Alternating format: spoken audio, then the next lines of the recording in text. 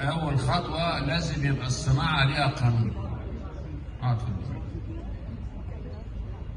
القانون هو اللي هيسمح لنا بان احنا نطور كل الحاجات اللي احنا اشتغلنا عليها طول عمرنا خلال ال 120 سنه اللي فاتت بطريقه عشوائيه ومبادرات فرديه كلها، مفيش مبادره جماعيه واحده.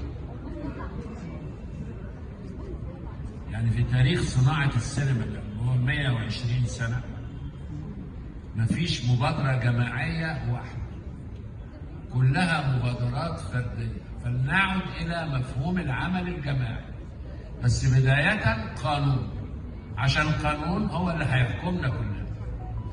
يبقى مش واحد زي حالاتي بقى ليه وضعيه معينه في السينما فبيقول كلام هو اغلب الناس اللي معجبين بيه هيصدقوه وياخدوه فور جرانتد، والشخص نفسه مش عايز كده.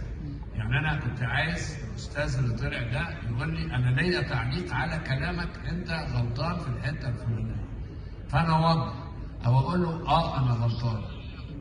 يعني يبقى هو ده مفهوم العمل الجماعي، وان كلنا على قدر المساواه، بس لابد من استصدار قانون صناعه اولا. دي اول خطوه، بعد كده كل الحاجات هتبقى سهله. طب الشباب